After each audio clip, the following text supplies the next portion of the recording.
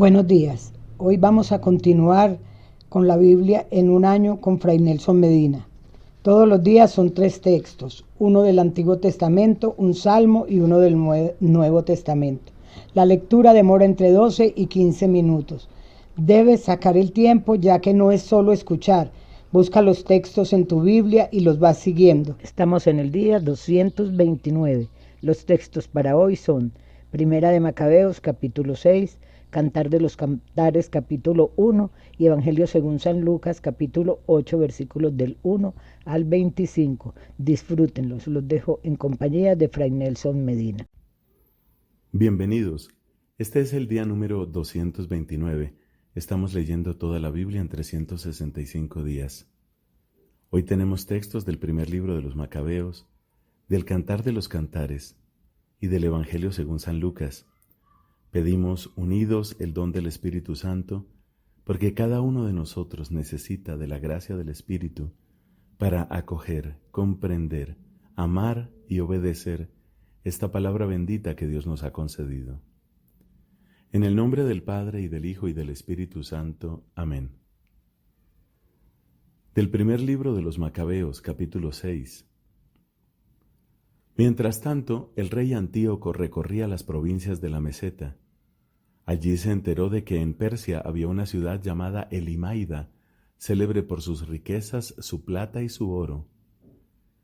Ella tenía un templo muy rico donde se guardaban armaduras de oro, corazas y armas dejadas allí por Alejandro, hijo de Filipo y rey de Macedonia, el primero que reinó sobre los griegos.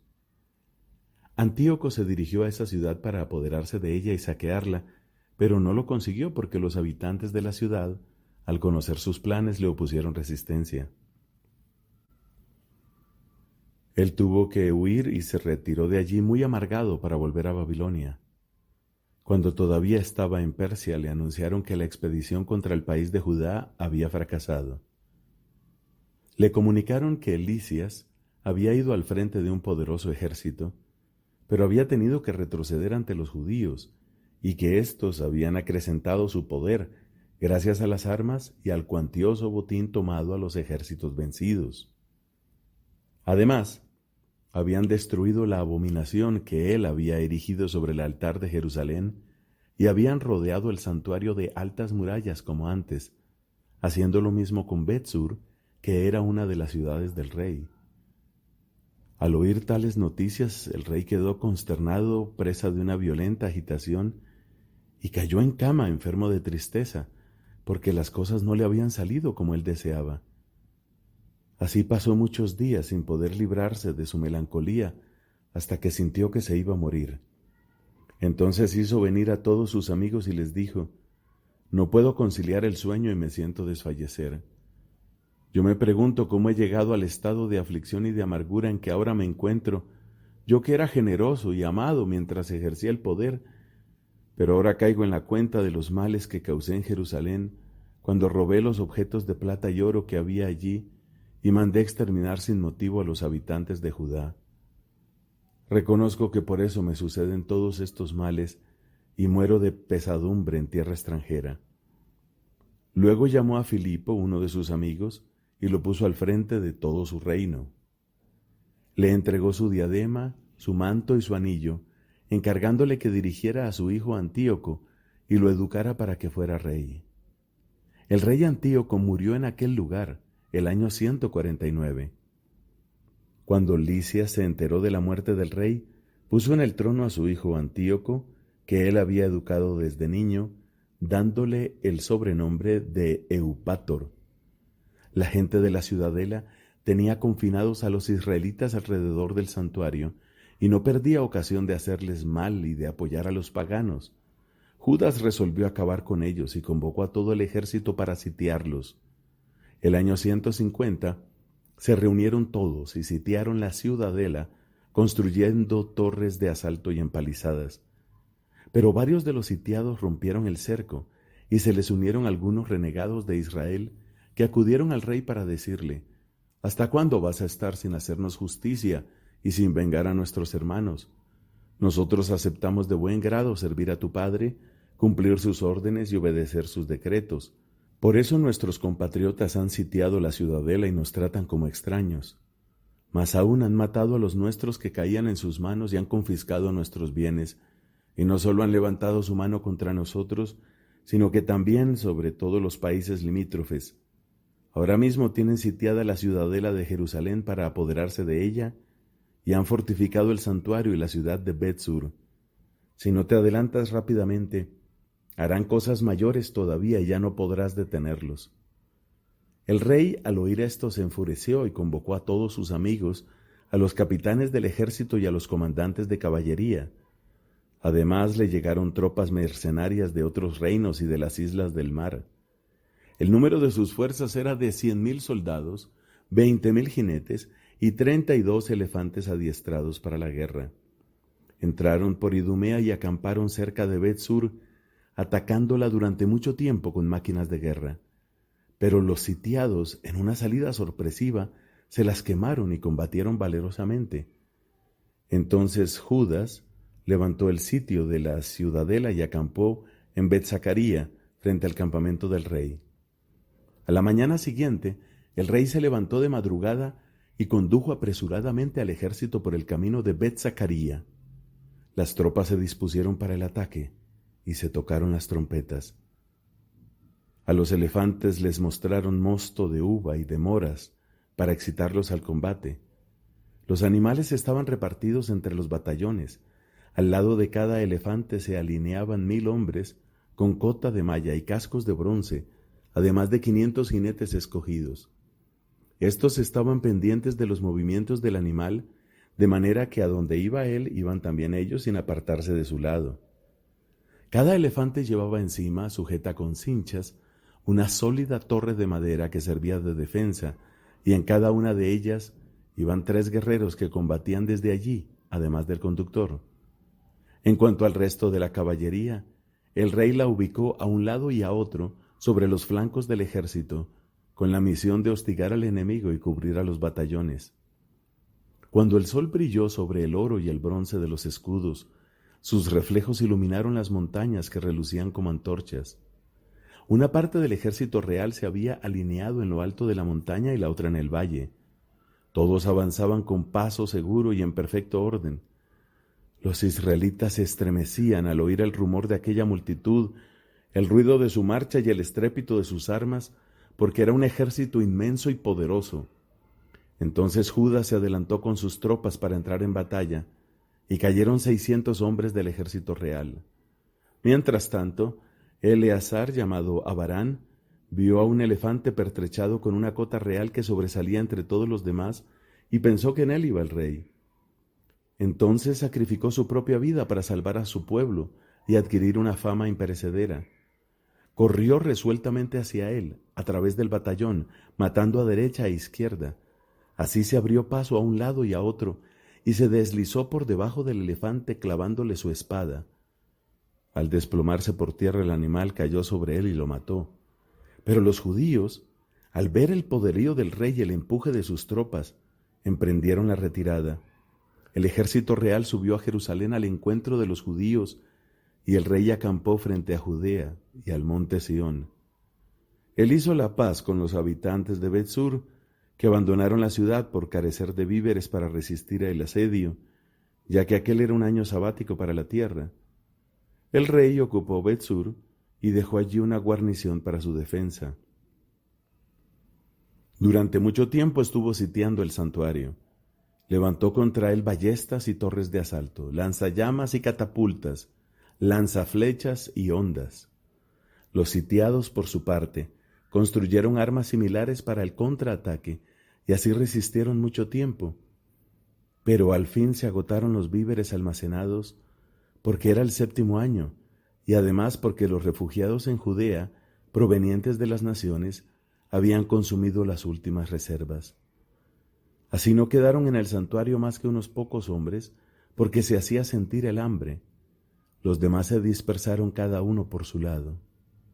Mientras tanto, Lisias se enteró de que Filipo, a quien el rey Antíoco había encargado antes de morir que educara a su hijo Antíoco para que fuera rey, había vuelto de Persia y de Media con las tropas que acompañaron al rey y trataba de tomar el poder.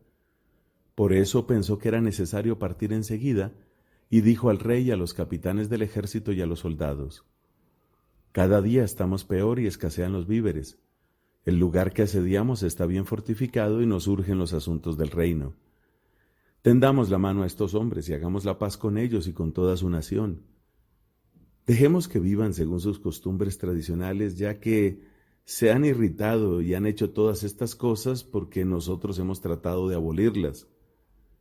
El rey y los capitanes aprobaron la propuesta, y el rey mandó ofrecer la paz a los sitiados. Estos la aceptaron, y el rey y los capitanes se comprometieron con un juramento. Con esta garantía salieron de la fortaleza, y el rey subió al monte Sión, pero al ver las fortificaciones de aquel lugar, violó el juramento que había hecho, y ordenó destruir la muralla que lo rodeaba. Luego partió rápidamente y volvió a Antioquía, donde encontró a Filipo, dueño ya de la ciudad. Lo atacó y ocupó la ciudad por la fuerza. Palabra de Dios. Te alabamos, Señor. Comienza el libro del Cantar de los Cantares. Capítulo 1. El canto más hermoso de Salomón. Habla la amada, que me bese ardientemente con su boca. Porque tus amores son más deliciosos que el vino. Sí, el aroma de tus perfumes es exquisito. Tu nombre es un perfume que se derrama. Por eso las jóvenes se enamoran de ti. Llévame contigo, corramos.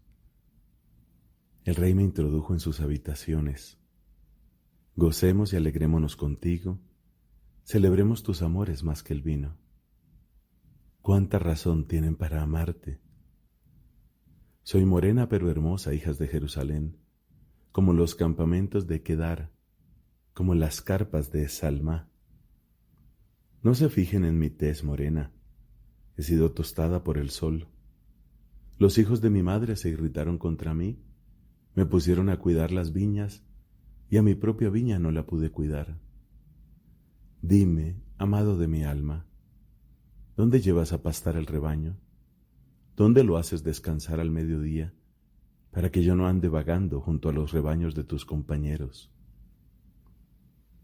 Habla el coro.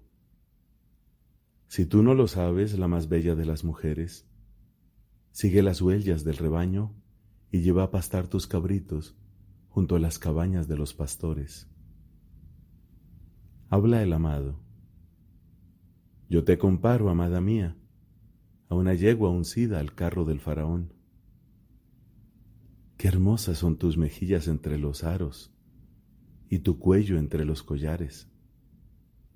Te haremos pendientes de oro con incrustaciones de plata. Habla la amada. Mientras el rey está en su diván, mi nardo exhala su perfume. Mi amado es para mí una bolsita de mirra que descansa entre mis pechos. Mi amado es para mí un racimo de aleña en las viñas de Engadí. Habla el amado. Qué hermosa eres, amada mía, qué hermosa eres. Tus ojos son palomas. Habla la amada. Qué hermoso eres, amado mío. Eres realmente encantador. Qué frondoso es nuestro lecho. Las vigas de nuestra casa son los cedros y nuestro artesonado, los cipreses. Palabra de Dios. Te alabamos, Señor. Del Evangelio según San Lucas, capítulo 8, versículos del 1 al 25. Después, Jesús recorría las ciudades y los pueblos, predicando y anunciando la buena noticia del reino de Dios. Lo acompañaban los 12, y también algunas mujeres que habían sido curadas de malos espíritus y enfermedades. María, llamada Magdalena, de la que habían salido 7 demonios. Juana, esposa de Cusa, intendente de Herodes. Susana, y muchas otras que los ayudaban con sus bienes. Como se reunía una gran multitud y acudía a Jesús gente de todas las ciudades, él les dijo, valiéndose de una parábola: el sembrador salió a sembrar su semilla. Al sembrar, una parte de la semilla cayó al borde del camino, donde fue pisoteada y se la comieron los pájaros del cielo. Otra parte cayó sobre las piedras, y al brotar se secó por falta de humedad. Otra cayó entre las espinas, y éstas, brotando al mismo tiempo, la ahogaron. Otra parte cayó en tierra fértil, brotó y produjo fruto al 100 por 1. Y una vez que dijo esto, exclamó: el que tenga oídos para oír, que oiga.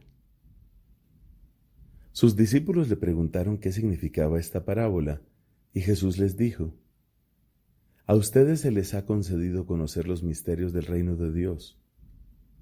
A los demás, en cambio, se les habla en parábolas, para que miren sin ver y oigan sin comprender. La parábola quiere decir esto: la semilla es la palabra de Dios.